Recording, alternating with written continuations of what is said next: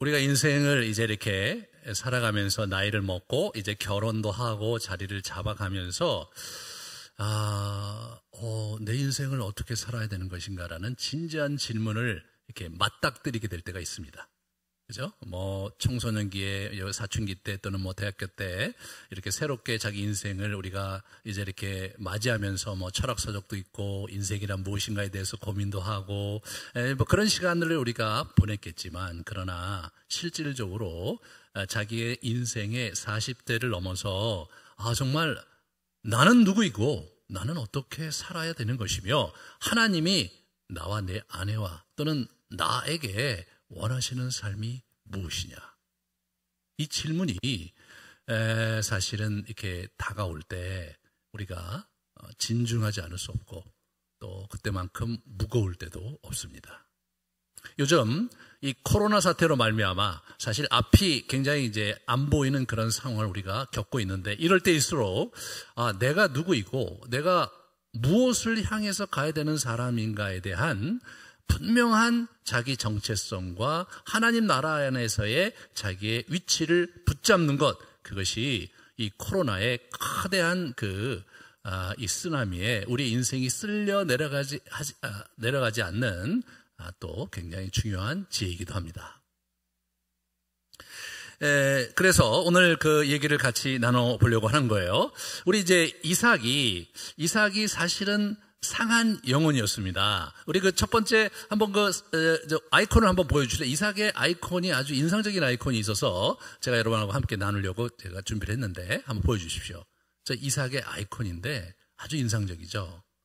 이삭이 아버지의 사랑을 받지 못한, 그러니까 어떤 학자들은 이제 22장에 우리 모리아산에서 아버지가 자기를 이렇게 바치려고 했을 때 충격이 크지 않았겠는가, 이런 생각도 하고요. 또 이제 이스마엘을 편애했기 때문에 갖는 어려움이 그에게 있었던 것 우리가 지난 시간에 다시 나눴는데, 저런 아이, 그것이 이제 이삭입니다. 이삭이 드디어 결혼을 하고 그리고 이제 자기 인생을 살아가는 과정에서 아주 굉장히 중요한 전환점을 맞은 것을 지난 시간에 같이 나눴는데, 환난을 당했을 때, 기근을 당했을 때 하나님께서 나타나셔서 애굽으로 가지 말고 이 땅에 거하면 내가 너를 축복하겠노라고 내 아비 아브라함에게 주신 축복을 내게 주겠다, 이렇게 약속을 하셨습니다. 그 약속을 믿고 이분이 이제 순종을 했죠. 그리고 우리가 알고 있듯이 농사를 짓습니다. 그리고 아주 재미를 크게 보죠. 그 다음 장면을 보여주시면 우리 이제 저렇게 아주 풍성한 수확을 거둬서 100배의 결실을 얻어갖고 아주 연거푸 굉장히 커다란 농사를 짓고 부유하게 돼갖고 대부호가 됐습니다. 그리고 그 블레셋 사람들의 시기를 살 만큼 대단히 유명해졌습니다. 근데 문제는 뭐냐면 그러한 하나님께서 자기와 함께 하신 것에 대해서 성취감을 느끼고, 내가 이제 순종을 했으니까 하나님께서 이렇게 도와주시냐, 이렇게 도와주신다라고 이렇게 이제 자긍심을 가질 때에 큰 어려움이 또다시 닥치는 거죠. 사회적으로 이렇게 추방하는, 우리와 함께 살 수 없으니까 떠나라는 그런 메시지를 받습니다. 이 부분에서 사실 이삭이 굉장히 곤혹스러울 거라는 생각을 해보지 않을 수가 없었죠. 이 사람은 지금 농사를 지어갖고 재미를 잘 보고 있는데, 자기가 개간을 했든 간에 아니면은 땅을 임대했든 간에 자기 나름대로 이렇게 부호가 됐으니까 땅이 굉장히 넓은 걸 갖고 있었을 텐데 그냥 고스란히 다 뺏긴 거죠. 고스란히 다 뺏겼습니다. 그리고 이제 그랄 골짜기로 추방을 당해서 이 사람이 거기서 이제 우물을 팝니다. 그 환란 속에서 그랄에서 추방당하면서 이분이 사실 무너질 수도 있었죠. 아니 도대체 하나님께서 약속하신 축복은 다 뭐고 지난 몇 년 동안 나에게 큰 은혜를 베푸셨는데, 아니 그러면 나보러 또 어떻게 하라는 것인가? 내가 업을 바꿔갖고 농사를 지으면서 정착을 해보려고 했는데 이걸 이렇게 가로막으신다면 내가 어떻게 해야 되나? 라는 생각을 했을 상황인데, 이분이 그 장면에서 굉장히 긍정적으로 문제를 풀어가셨어요. 거기서 낙담하고 부정적으로 자기 인생을 방랑자처럼 버려두지 않고 긍정적으로 문제를 풀어갔습니다. 이분이 이제 긍정적으로 문제를 풀어간 게 뭐였는가 해서 우리가 보면은 아버지가 판 우물, 그런데 이 글 아래에 있는 블레셋 사람들이 엎어버린 그 우물을 다시 팠어요. 그리고 그 우물에 아버지가 옛날에 불렀던 우물 이름을 지었습니다. 그리고 그걸 불렀어요. 이게 참 여러분과 저에게 상당히 그 아주 좋은 하나의 그 모델이 될 수가 있는데, 우리의 인생을 어떻게 하나님 앞에 살아야 될지를 이렇게 고민할 때 이렇게 신앙의 선배 또는 자기 부모님이 갔던 길을 이렇게 아주 긍정적인 길을 되짚어서 밟아서 한번 따라가 보는 겁니다. 그죠? 따라가 보는 거예요. 따라가 보면서 하나님께서 주시는 은혜와 하나님께서 주는 메시지를 붙잡고 이제 자기 나름대로 인생을 이렇게 이제 가는 건데, 이게 보시면 창세기 21장 25절 이렇게 보시면요, 아브라함 시대 아비멜렉의 종들이, 지금 오늘 본문의 약 100여 년 전입니다. 아비멜렉의 종들이 아브라함의 우물을 빼앗은 일에 관하여 아브라함이 아비멜렉을 책망했다, 이렇게 책망했다 이렇게 나와요. 그러니까 이제 이런 면에서 아브라함도 그 우물을 팠을 때 거기 있는 사람들이 그 우물을 메꿨던 것을 보게 됩니다. 왜 그랬는가? 그것을 지난 시간에 잠깐 말씀드렸는데, 이 목축업자들에게서 우물을 판다는 것은 그 일대를 자기의 소유로 삼을 수 있는 근거가 되는 거라는 거예요. 그 당시로서는. 그러니까 우물이 있으면 그 일대 초지가, 그 일대 땅 전체가 그 사람 소유권을 갖게 되는 거니까. 그러니까 여러분, 아브라함이 죽고 나서 그걸 다 덮었다, 거길 다 메웠다는 것은 뭘 의미하냐면 아브라함의 소유권을 인정하지 않겠다는 것을 의미하는 거죠. 근데 이분이 그걸 다시 판 거예요. 그리고 거기다가 아버지가 불렀던 이름을 붙인 거예요. 그러면서 하나님 앞에 내가 아버지가 갔던 길을 가겠다고 작정을 한 거죠. 네. 그런데 어떤 일이 벌어졌느냐 하면, 글 아래의 목자들이 와서 뭐라고 얘기하냐면 그 물은 우리 거다 이렇게 얘기하는 거예요. 그거 우리 거다 이렇게 얘기하는 거예요. 여기 우리 땅인데, 여기 글 아래 골짜기 우리 땅인데 너희가 그 우물을 팠는데 좌우지간 그거 네 거 아니고 우리 거다라고 하면서 거기서 다툼이 일어났습니다. 그리고 이 사람이 거기를 이제 떠나서 다른 데서 우리 또다시 우물을 판 것으로 봐서 거기 또 쫓겨난 것 같아요.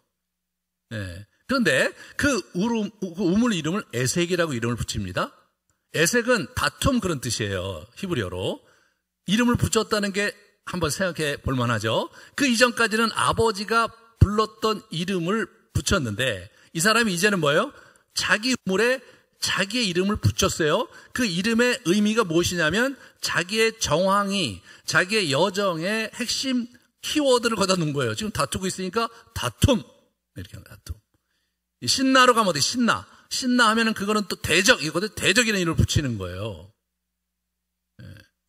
이분이 지금 자기 인생의 깃발을 올리는 거죠. 네?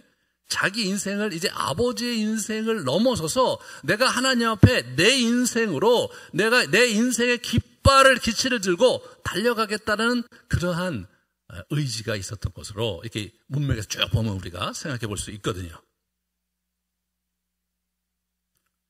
그래서 이분이 여기서 어떻게 합니까? 이거 우리 한번 우물을 파는 걸 한번 볼까요? 예, 우물 파는 거를 좀 보겠습니다. 저기 우물을 파는 게 저렇게 장비 없이 우물을 파는 거 생각해 보세요. 지금 우물 파는 기계가 있으니까 기계 쉬운데 저런 식으로 우물을 판 거예요. 예, 그래서 그 다음 장면을 이렇게 보시면 여러분, 저게 이제 그 이스라엘 지역의 광야에 있는 우물이거든요. 한번 가만히 보십시오. 저 주변에 그냥 광야인데 저 우물이 하나 있는 거죠. 우물이 없으면 어떻게 됩니까? 그 땅은 불모지고 버려지는 땅이죠. 우물이 있으면 어떻게 됩니까? 그 땅이 생명력이 있고 저 우물로 말미암아 짐승이 올 수 있고 사람이 올 수 있는 거잖아요. 굉장히 의미심장합니다. 여러분과 제가 생각하는 이런 우리나라에서 우물 파는 것과는 또 다른 거죠. 그 다음 장면도 보여주실래요? 예, 저런 우물이 있는 거예요. 근데 여러분, 저 우물을 팠는데 거기 글 아래 사람이 블레셋 사람들이 저걸 메꿔요. 메꾼단 말이에요. 여러분이 저기에 가 있다고 생각해 보세요. 주변에 이제 천막을 쳤겠죠? 소떼 양떼가 있어요. 아주 고생을 많이 해서 저거를, 우물을 저렇게 가까스로 만들어 놨습니다. 그리고 이제는 거기서 한번 이렇게 당분간 머물면서 거기서 이제 목축업도 하고 이제 지내보려고 했는데 글 아래 블레셋 주민들이 와갖고 뺏어요. 굉장히 힘들었을 거예요. 그렇지 않겠습니까? 네. 다투긴 했는데 목자들끼리 그 이상으로 할 수가 없었어요. 쫓겨났죠. 왜 그렇습니까? 이분은 이민 2세거든요. 거기 토착민들이에요. 토착민들. 어떻게 싸워요? 네? 목동들이 싸울 수는 있죠. 하지만 군사를 일으켜서 어떻게 글 아래에 있는 블레셋 족속과 싸우겠습니까? 도저히 불가항력적인 상황이죠.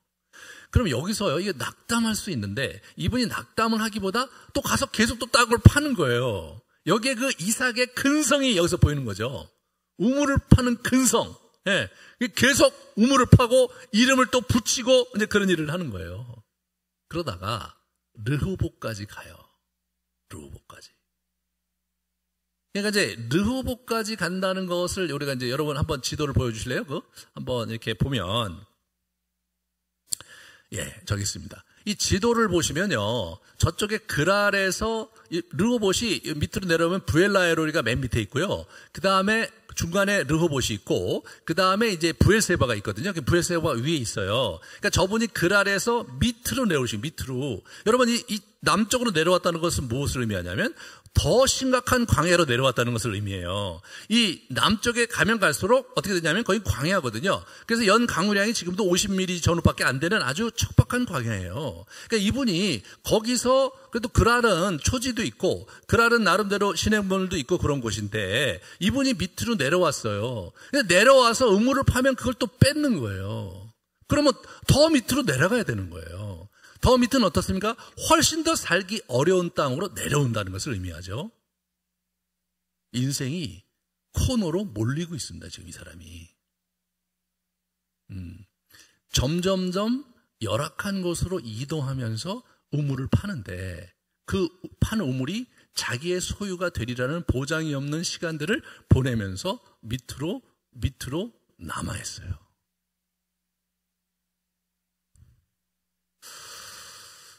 우리의 인생이 이렇게 자꾸 어려운 쪽으로 코너로 몰릴 때, 그거 진짜 어려운 거죠. 진짜 어려운 거예요. 이분이 정말 하나님의 뜻을 붙잡고 애굽으로 가지 않고 남아서 하나님께 축복해 주셔야 한다고 했던 약속이 사실 무색해지는 거 아니에요. 처음에 뭔가 이 농사를 지어서 굉장히 잘 될 때까지만 해도 얼마나 좋았겠어요. 하지만 농사를 잘 됐는데 쫓겨나고 나서부터 일이 굉장히 어려운 형국으로 치닫고 있었습니다. 어떻게 보면 그가 밑으로 어쩔 수 없이 내려가서 광야에서 이제 육축을 거느리고 있는데, 그런데 우물을 파는 것 자체는 어쩔 수 없이 필요에 의해서 우물을 판 것이라고 볼 수도 있겠죠. 하지만 르호봇이라는 곳에 가서 이름을 르호봇이라고 짓는 장면에서 그가 한 말이 이제 이렇게 기록이 되어 있는데, 거기서 그가 생활의 필요 때문에 우물을 판 것이 아님을 확인하게 됩니다. 자, 22절에 이렇게 보시면, 이삭이 거기를 옮겨 다른 우물을 팠더니 그들이 다투지 아니하였으므로 그 이름을 르호봇이라 하여 이르되, 이제는 여호와께서 우리를 위하여 넓게 하셨으니 이 땅에서 우리가 번성하리로다. 번성하리로다. 그러니까 여러분, 이게 르호봇이란 말이 넓게 하다는 건데, 넓게 하다. 그러게 넓히는 게 르호봇이에요. 그러니까 이제 이 르호봇, 이 넓히셨구나라고 이 사람이 얘기하면서, 하나님께서 이제 우리에게 이제 더 이상 그랄 사람들이 우리를 괴롭히지 않게 하셨으므로, 우리에게 이제 여유가 생겼구나, 그렇게 직역할 수 있습니다. 그런데 이분이 그런 정도를 넘어서서 이제 하나님께서 어떻게 돼요?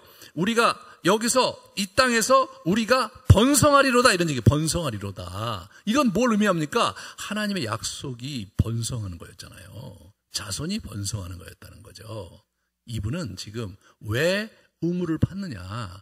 하나님께서 이 땅을 내게 주셨고 내 후손을 번성한다고 약속을 하셨으므로 자기 나름대로는 땅을 확보하기 위한 노력을 끊임없이 한 것이었죠. 그런 거예요. 자신의 하나님 나라의 유업을 자기가 붙들려고 그렇게 한 것이었죠. 이분이 굉장히 현실주의자였어요. 네. 그런 부분에서 여러분, 우물을 많이 팠다고 하나님 나라가 더 확장이 됩니까? 거기에 막 우물을 뭐 여기저기 파가고 막 더 많은 우물을 파고 그래서 자기의 목축업이 번성한다고 하나님께 영광이 되는 겁니까? 그런 건 아니죠. 그런 거가 함수관계가 없어요. 이분은 뭘 생각한 거냐면 내가 그런 하나님의 나라를 살고자 하는, 그리고 이 땅을 주셨으니까 그것을 믿음으로 내가 할 수 있는 일을 한 거죠. 우물을 파는 것은 대대로 내려온 목축업자 가문에서 그것은 목축업을 하는 사람들이 꼭 가져야 될 필수 기술이죠. 우물을 파는 것은. 그죠? 잘 이제 수맥을 잘 판단하고 정확하게 이제 장소를 이제 이렇게 선정을 하고 우물을 거기서 땀을 흘리면서 파서 이렇게 물을 내는 거, 그것은 굉장한 기술이죠. 그 가문에 대대로 내려온 우물 파는 기술이 그들에게 있었는데 그 우물 파는 기술을 가지고 생업을 위해서 우물을 판 것을 넘어서서 그는 하나님 나라에서 하나님의 약속을 이루기 위한 수단으로 자신의 직업적인 전문성을 활용하고 있는 그런 현실주의자였습니다. 이런 부분에서 이 이삭에 대해서 우리가 정말 이렇게 잘 한번 생각해 보시면 이분은 현실주의자였던 것을 우리가 잘 이렇게 보시면서 이분이 자신의 현실 속에서 어떻게 자기의 길을 찾아가느냐, 이런 부분을 잘 요약하고 있는 부분이 오늘 우리 본문이거든요. 르호봇. 그래서 우리에게 이제 지경을 넓혀주셨다. 아주 굉장히 객관적인 그런 하나의 사건 기술인데 이 단어가 아주 그 재미난 이 역동을 가지고 구약에 펼쳐지면서 의미가, 영적인 의미가 계속해서 이 단어에 부여되고 있는 것을 우리가 확인할 수가 있습니다. 출애굽기 신명기를 먼저 보겠어요. 출애굽기 신명기에 이렇게 보면은 내 지경을 넓히리니 이렇게 하면서 내 지경을, 그러니까 이 가나안 땅에 들어가서 이 지경을 넓힐 것이다 이렇게 나오거든요. 근데 이 20절에 보시면 12장 20절 신명기, 여기 재미난 표현이 있어요. 내 하나님 여호와께서 내 지경을 넓히신 후에 내 마음에 고기를 먹고자 하여 내가 고기를 먹으리라 하면 내가 언제나 마음에 원하는 만큼 고기를 먹을 수 있으리니. 여러분 이 고기 먹는 것이 요즘 우리가 얼마든지 고기를 먹을 수 있는 시대를 살지만 이게 고대로 가면 갈수록 먹거리가 귀하면 귀할수록 이 단백질 섭취하는 것이 쉬운 게 아니었거든요. 그러니까 저희 나라만 해도 7, 80년만 해도 보면 그 명절 때나 일반적인 보통 집에서는 명절 때나 고기를 먹지 아무 때나 고기를 먹을 수가 없었죠. 그러니까 이제 이 고기를 먹는다는 것이 그런 문화 속에서 굉장히 의미심장한 겁니다. 그러니까 지경을 넓힌 후에 고기를 주겠다라는 건 뭐예요? 이 지경을 넓힌다는 것이 단순히 땅을 넓히는 것을 넘어서서 하나님의 은혜와 축복을 누릴 수 있는, 부요함을 누릴 수 있는 형태가 된다는 영적인 의미가 거기 들어가는 거거든요. 그런데 이 단어를 다윗이 정말로 굉장히 구체적으로 영적 의미로 확장을 시켰습니다. 다윗이 이제 사무엘하 22장에 시를 썼어요. 그 사무엘하 22장 보시면 저거는 시편 18편도 동일한데요. 보여주세요. 구원의 방패를 내게 주시며 주의 온유함이 나를 크게 하셨나이다. 크게 했는데 내 걸음을 넓게 하셨고 내 발이 미끄러지지 아니하게 하셨나이다 하면서 내 걸음을 넓게 하셨다. 그렇게 하면서 하나님께서 이 다윗에게 허락하신 유업을, 이게 커다란 유업을 허락하셨다. 그 얘기를 이분이 지금 노래로 하고 있습니다. 이 노래가 시편 119편에 구체적으로 신학화된 그런 개념으로 이제 불리어지는 것을 보게 돼요. 내가 성실한 길을 택하고 주의 규례들을 내 앞에 두었나이다. 내가 주의 증거들에 매달려 싸우니 여호와여 내가 수치를 당하지 말게 하소서. 주께서 내 마음을 넓히시면 내가 주의 계명들의 길로 달려가리이다. 아멘. 주께서 내 마음을 넓히시면 주의 계명들의 길로 가리이다.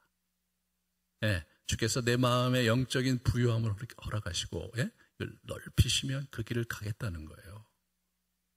여러분, 이게 영성 훈련을 하시는 분들의 책들과 강의를 들으면 이런 표현을 써요. 우리가 이 영성 훈련을 하면서 매일매일 주 앞에 이렇게 나아가서 머무는 시간을 아주 구체적으로 습관적으로 갖게 되면서 우리 내면에 하나님을 위한 공간이 자꾸자꾸 넓혀지는 것이다.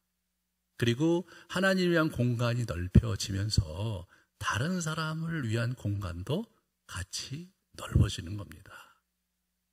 넓어진다는 표현이요, 이삭에게서 온 거예요. 네.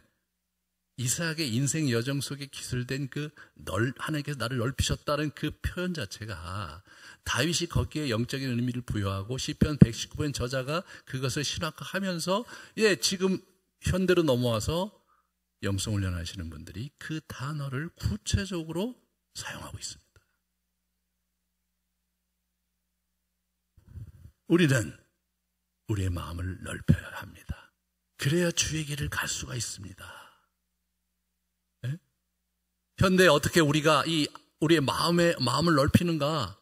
제가 말씀드렸듯이 저희가 하는 이런 매일매일 주 앞에 나아가는 정오 기도를 통해서 하는 하루에 3번 올리는 그런 기도의 패턴, 그리고 침묵하고 또 묵상하는 그런 기도의 삶, 자기를 돌아보는 그런 삶들이 지속될 때 우리의 마음이 넓어지면서 주의 길을 가게 되는 거예요. 이게 어려운 거예요. 여러분, 우리가 하나님의 말씀이 있으면 그걸 복종하고 순종하고 가라고 우리가 말을 많이 듣지만, 그러나 이제 저나 여러분이나 보면은 그렇게 순종이 굉장히 어렵죠. 이게 목이 꼿꼿한 백성들이잖아요. 그래서 알면서도 목사님 그걸 어떻게 그렇게 합니까? 이렇게 얘기하는 거예요. 그래서 제가 지금 줌으로 훈련을 하는데 매일매일 빠지지 않고 해야 된다. 그런 권면을 했더니 한 친구가 기도하면서 어떻게 이 세상을 이렇게 살면서 이걸 매일매일 하라고 계십니까? 그런 투정을 했다고 자기가 이렇게 얘기를 하더라고요. 제가 이게 보면서 예수님께서 얘기하시고 항상 기도하라고 하셨는데, 항상 기도하라고 명령하신 분에게 이걸 어떻게 매일 합니까? 이렇게 얘기하는 게 여러분 생각해보세요. 이게 참 묘하잖아요. 예. 그게 여러분과 저의 모습이죠. 예. 근데 그 시간을 가져야 어떻게 됩니까? 우리의 마음이 넓어지고, 우리의 마음이 넓어져야 순종하는 그의 길을 갈 수 있는 거예요. 이게 시편 119편 저자가 우리에게 들려주는 비밀입니다.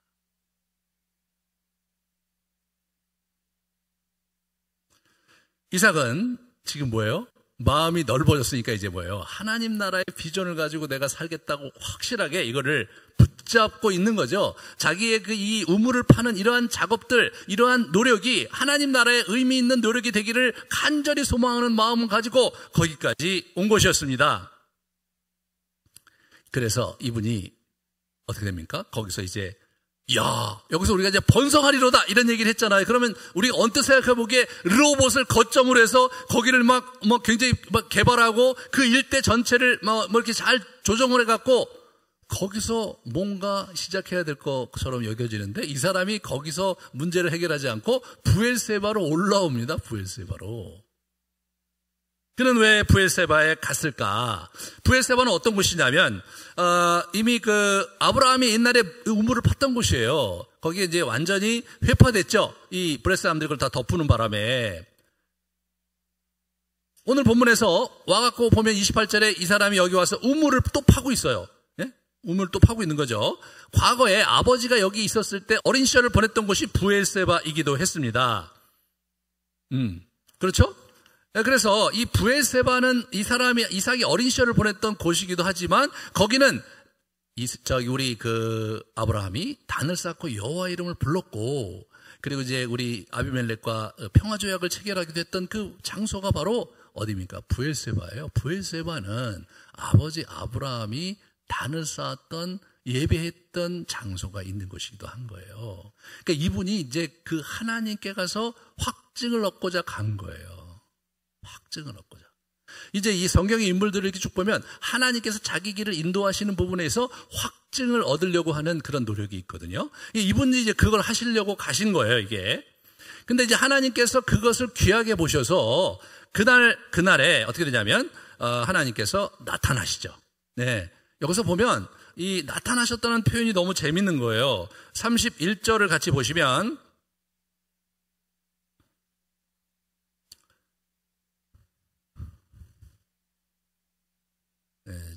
24절이죠. 24절. 23절을 보시면 이삭이 거기서부터 브엘세바로 올라갔더니 그 밤에 여호와께서 그에게 나타나셨습니다. 올라간 바로 그날 밤에. 재밌죠? 바로 그날 밤에. 오늘 이 본문에서 보시면 31절의 아침에 그리고 동일한 날 32절 이렇게 나오죠. 이게 날이 굉장히 강조되고 있어요. 이게 강조되고 있어요. 그 날에. 예? 바로 그날 밤에 아침에 뭐 이런 식의 표현이 나온단 말이죠. 이게 이제 성경을 일반적으로 이제 그 모세오경을 읽다 보면 이런 표현들이 거의 안 나오다가 나온단 말이에요. 이런 시간 부사가. 그럴 경우에는 특별한 의미가 있는 거예요, 거기가. 지금 저자가 강조하려고 하는 거거든요. 바로 그때, 바로 그날에 하나님께서 나타나셨다. 그런 얘기하고 나타나셨다.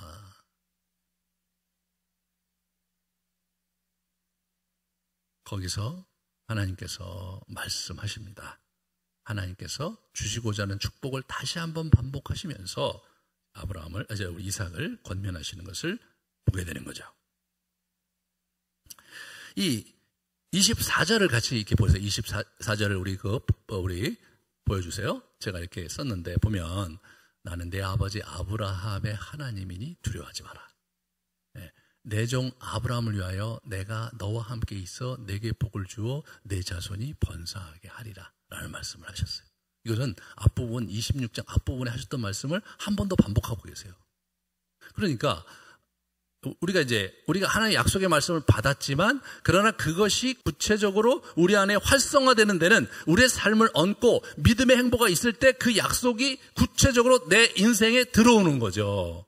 네? 그게 굉장히 중요한 거예요. 그게 내가 믿음으로 순종함으로 가야 되는 거거든요. 저 본문을 다시 한번 보여주실래요?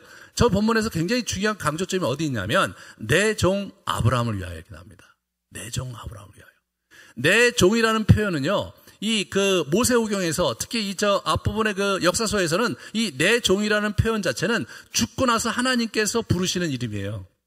죽기 전에는 내 종이라는 표현을 안 써요.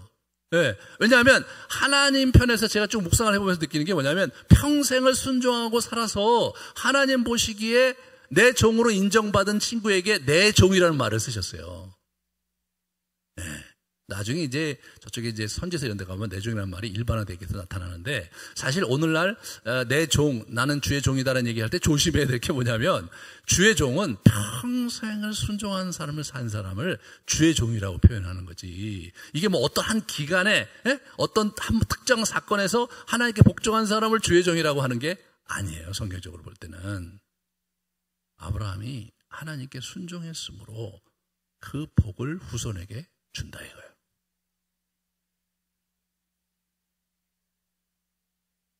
언약을 제거하고 있습니다. 지금 하나님께서 언약을 제거하고 그리고 어떻게 돼요? 그리고 이제 이 사람이 어떻게 됩니까? 단을 쌓고 여호와의 이름을 부르면서 이 사람의 인생에 이게 유일하게 나오는 예배드리는 장면이거든요.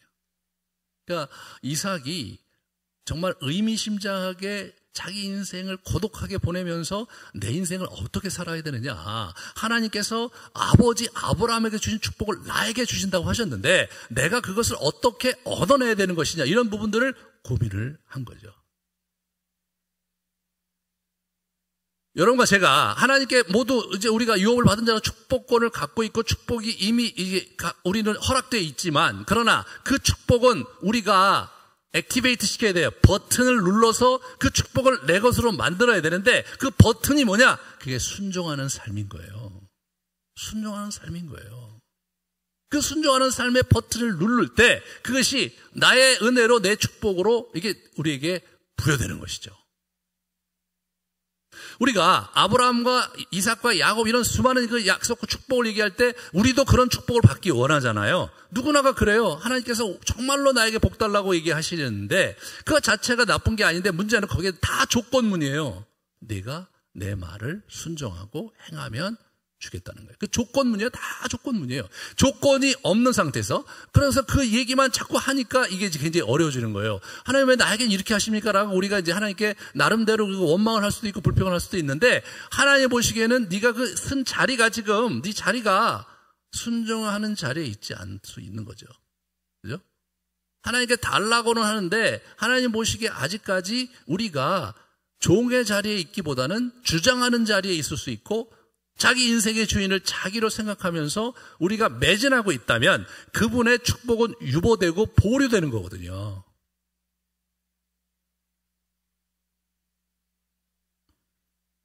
그래서 우리가 해야 될 게 뭐냐면 이게 확증을 하는 거예요. 정말 내가 제대로 길을 왔나? 그 점검하는 거예요. 이게 굉장히 중요하잖아요. 실제로 이런 점검이 우리 22장, 창세기 22장에 보면 아브라함에게도 그런 점검을 했거든요. 이삭을 바칠 때 한번 같이 볼까요? 22장에 있는 말씀을 같이 보여주세요. 네, 그 아이에게 손을 대지 마라. 그에게 아무 일도 하지 마라. 내가 내 아들, 내 독자까지도 내게 아끼지 아니하였으니 내가 이제야 내가 하나님을 경외하는 줄 아노라. 와, 이제야 아신대요. 내 씨로 말미암아 천하 만민이 복을 받으리니 이는 내가 나의 말을 준행했기 때문이다 라고 말하고 있어요. 말씀하고 계세요. 자, 이제야. 여러분, 가나안에 도착한 지 40여 년이 지났는데 가나안에 올 때 믿음으로 왔어요. 버틸 때도 믿음으로 버텼어요. 근데 이분이 지금 어떻게 얘기하시냐면 이제 내가 나를 제대로 경외하는구나. 그게 하나님께서 원하시는 그러한 수준의 또는 양이 채웠을 때 비로소 확증을 하시고 얘기하시잖아요. 내 말을 네가 준행했으니까, 네가 내 말을 순종했으니까 약속대로 복을 주겠다. 이렇게 말씀하시는 거예요. 여러분 22장까지 12장부터 계속해서 중간중간마다 하나님께서 약속을 자꾸 반복하셨어요. 그런데 22장 이후에는 더 이상 반복이 없어요. 반복할 필요가 없었던 거죠. 이것이 저와 여러분에게 굉장히 중요한 포인트라고 생각을 해요. 이게 참 중요한 거예요. 자, 그래서 이 부분에서 이 객관적으로 뭐예요? 객관적으로 이제 하나님께서 확증하는 걸 붙잡아야 되는데 오늘 보면 사회적 확증과 환경적 확증 두 가지를 하나님께서 우리 이 이삭에게 베푸시는 것을 보게 됩니다. 이 아비멜렉과의 그 조약에서 사회적인 확증을 보게 되는 거예요.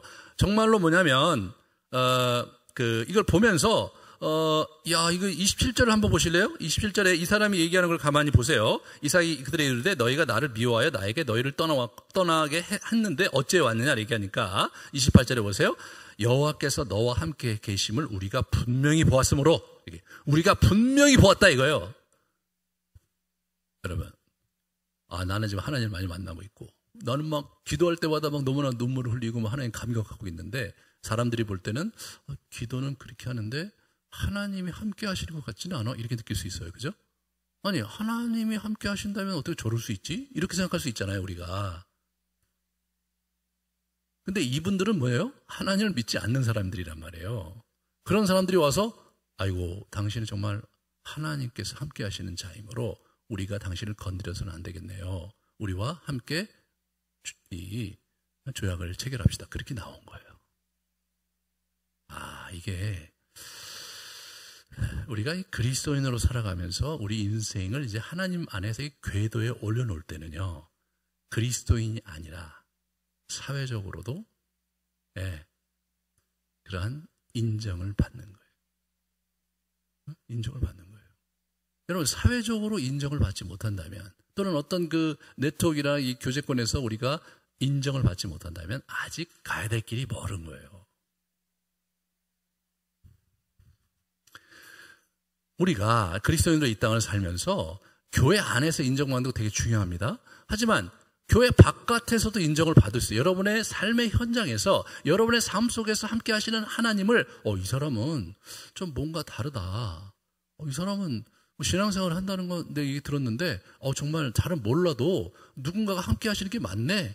이런 간증이 있을 때 그게 뭐예요? 하나님께서 우리 인생을 지금 딱 붙들고 계시고 자기가 원하는 길로 우리가 가고 있다는 굉장히 중요한 사인인 거예요, 그게. 근데 이제 주변에 이렇게 당신 같은 사람이 무슨 그리스도인이야 이렇게 얘기한다든가, 아이고 야 너가 천당에 가면 야 나도 천당에 가겠다 이런 얘기 한다든가 아니면 아주 냉소적으로 비난을 받는다든가.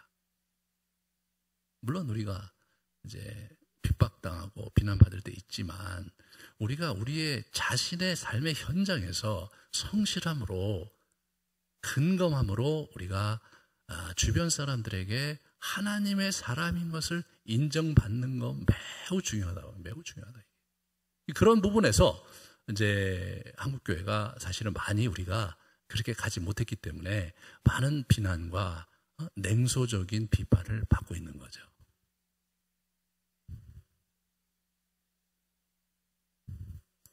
어떻게 가능합니까, 그게? 아까도 얘기했지만 우리의 마음이 넓어져야 가능한 거거든요. 여러분, 우리가 하나님의 말씀을 복종하려고 열심히 기를 쓰고 한다고 되면 뭐가 걱정이겠어요.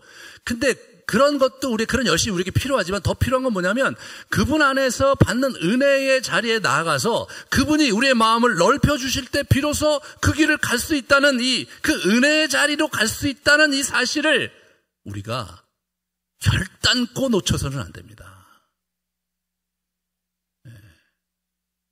복종하는 것도 그분의 은혜다.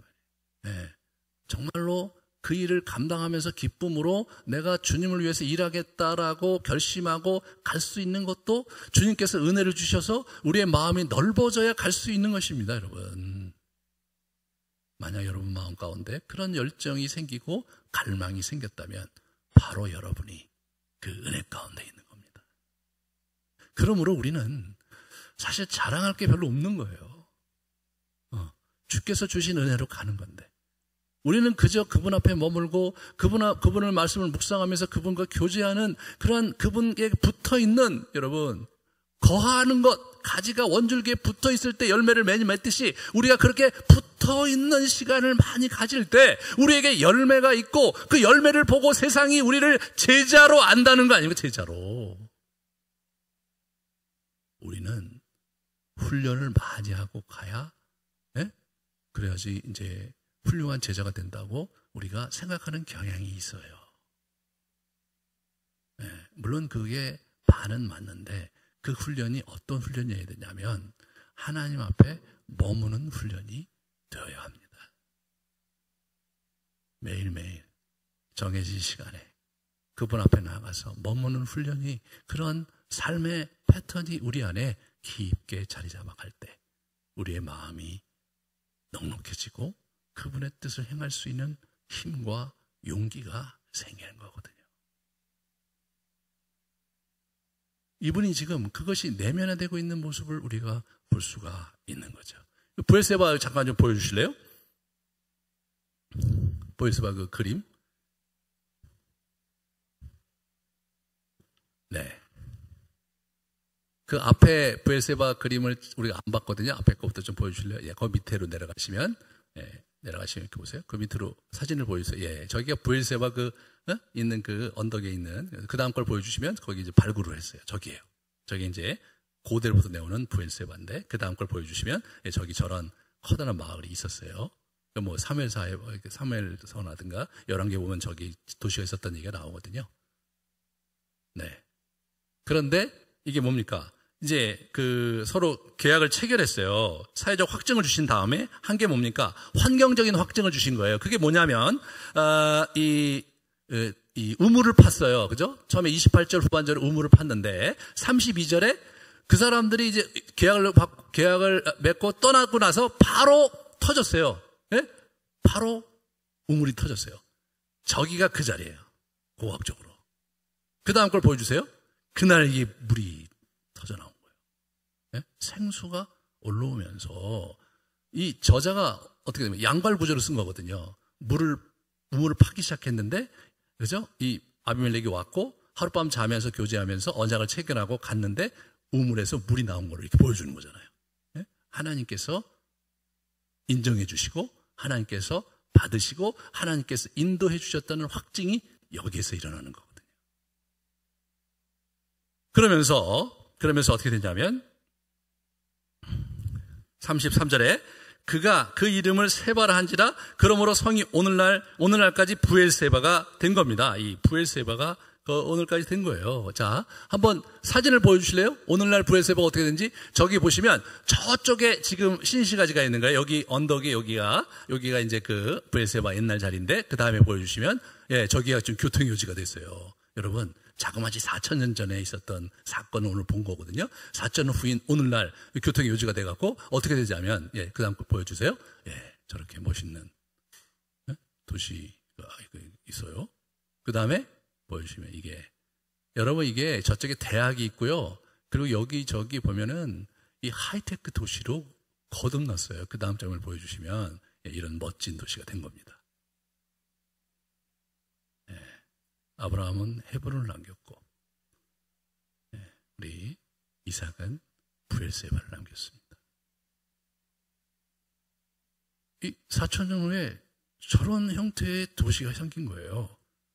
그 소박한 기도와 그 순종으로 나아간 그 자리가 지금도 보존되어 있고 지금도 번성한다는 거죠. 여러분, 우리의 이야기가 죽으면 끝나는 이야기가 될 수 있잖아요. 많은 사람이 그렇잖아요. 그런데 우리 이야기가 죽어서 유명하게 나올 수는 있는데 그게 그냥 한 세대, 두 세대가 아니라 그냥 막 수천 년이 지나도 우리의 이야기가 계속 이 땅에 있을 수 있다는 것 자체를 생각해 보셔야 돼요, 여러분. 네. 그게 하나님 나라를 사는 거예요. 영원히 사는 거예요. 브엘세바는 영원한 거예요. 하나님께서 예수님께 다시 재림할 때도 브엘세바의 이야기는 영원하고 브엘세바의 이삭이 그저 주님과 함께 지금도 생존하고 있는 거죠. 하늘나라에서.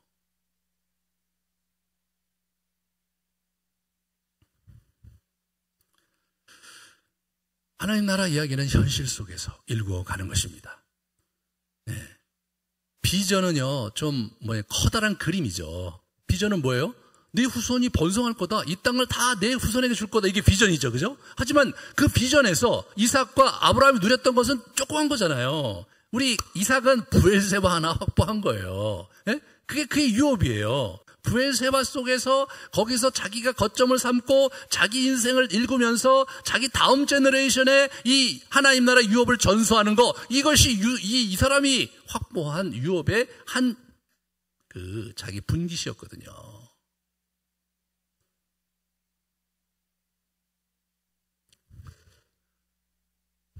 비전에 우리가 비전을 하나님께 갖기로 하지만 허망하게 살지 말고 그 비전의 한 귀퉁이에 내가 해야 될 역할이 뭔지를 잘 우리가 분별하면서 그것을 찾아가야 되겠다.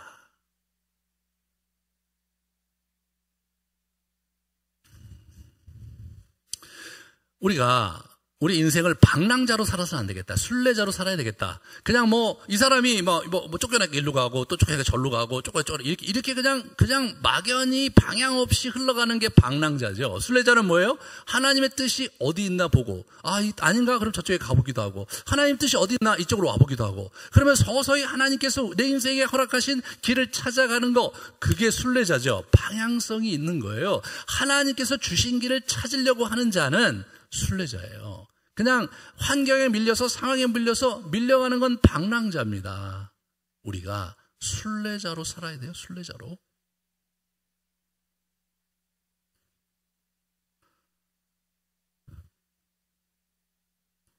비전과 유업과 그리고 이 현실을 잘 조화시켜야 돼요. 비전은 비전이고 내가 그 비전에서 내 인생에 확보할 수 있는 게 그게 유업이고, 예. 현실 속에서 그것을 이루어내는 거, 그게 더 중요한 거거든요. 현실만 있으면 안 되죠. 현실만 있으면 우리 인생이 그냥 그렇게 꾸역꾸역 살다가 가는 거죠. 하지만 현실 속에 유업이 이렇게 붙어야 영원한 이야기가 펼쳐지는 거거든요. 근데 유업은 찾으려고 하는데 현실이 없다. 그것도 날아가는 거예요. 말짱 도루묵인 거예요. 우리가 이 땅에 살다 간 흔적을 남기고 가야 돼요.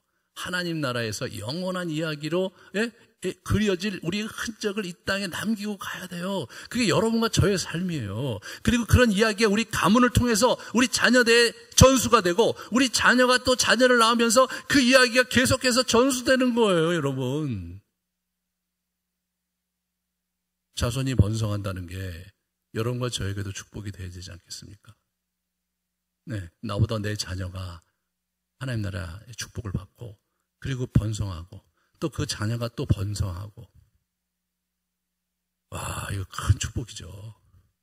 큰 축복입니다. 하나님께서 우리에게 주시려고 하는 것은 그런 축복이단 말이죠. 네? 내 당대 어떻게 잘 되고 뭐 그런 게 아닌 거예요. 내 자녀가 잘 되고 그 자녀가 어떤 축복을 누리느냐? 세상을 유익하게 하고 세상의 복동이로서의 축복을 누리는 거니까 우리가 사는 사회가 축복을 누리게 되는 거예요.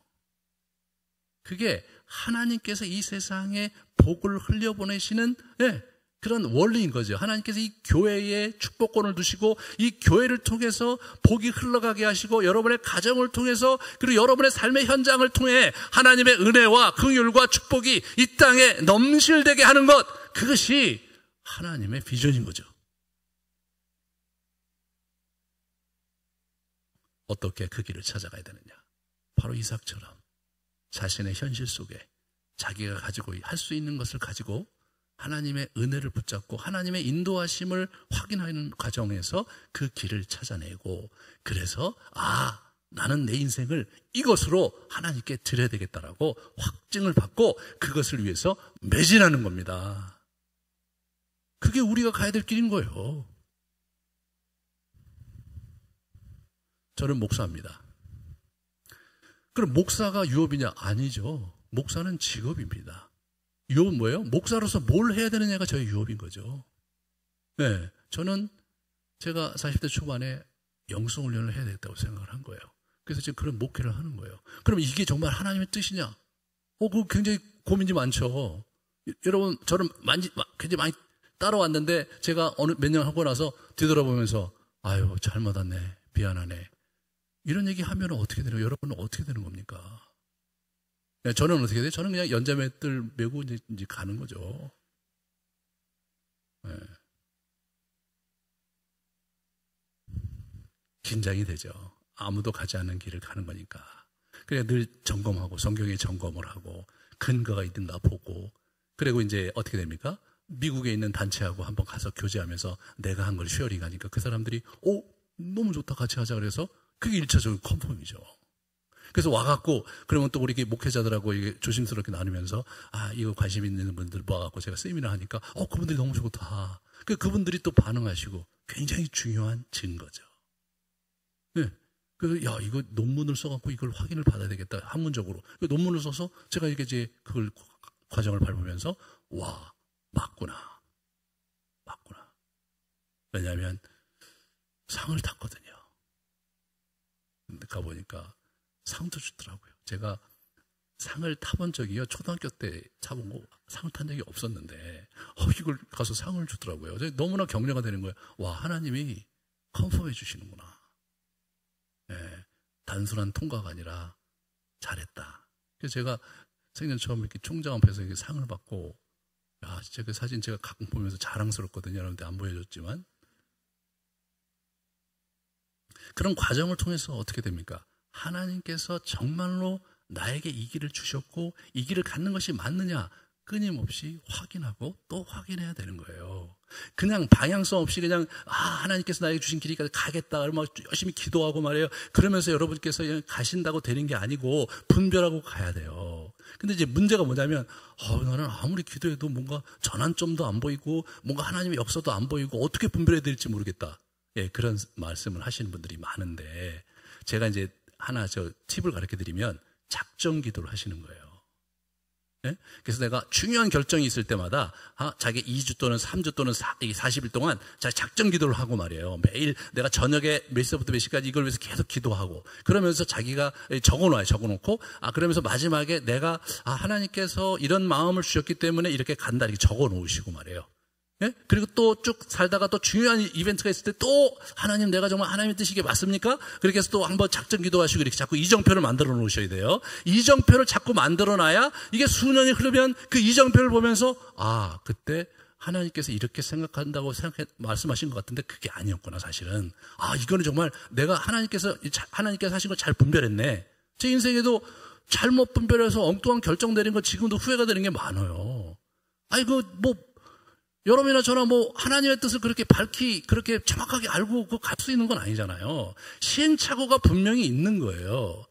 네. 근데 시행착오가 있을 기회도 없이 살면요, 그냥 이렇게 떠내려가는 거예요. 코로나 사태가 오면 또 코로나에 떠내려가고, 경제적인 불황에 떠내려가고, 그렇게 우리가 살아서는 안 되겠다. 이분 보세요. 정확하게 목표를 설정하고 그것을 이룬 다음에 거기서 끝나는 게 아니라 브엘세바에 가서 단을 쌓고 내가 여호와께 묻겠다고 해서 거기 간 거예요. 그래서 확인받고 가는 거예요. 그게 되게 중요한 거예요. 그게 여정이 있다는 것은 그런 의미가 있는 거거든요. 그리고 그 여정을 가는 일에 마음을 넓히기 위해서 영성훈련하는 거예요. 이게 그래서 맨날 이게 지금 제가 지금 그런 거 하고 있는 거예요. 예? 그래서 정기적으로 인생 여정 얘기 자꾸 하고, 그리고 이제 영성훈련하고 이렇게 하려고 하는 게 하나님께서 여러분과 저에게 허락하신 길을 자꾸 찾아가려는 그러한 시도와 그러한 순전한 기도 속에서 서서히 하나님께서 우리 인생을 향한 뜻을 보여주시고, 그리고 우리가 그것을 기꺼이 하려고 하는 자원한 마음을 주시는 거, 이것이 신앙의 역동에서 가장 중요하다. 여러분들이 부디 그 길을 붙잡으시고 여러분의 인생의 기치를 높이 드시면서 이 땅에 살다 간 흔적을 영원히 남기는 복된 여러분 되시기를 축원합니다. 우리 같이 기도하겠습니다.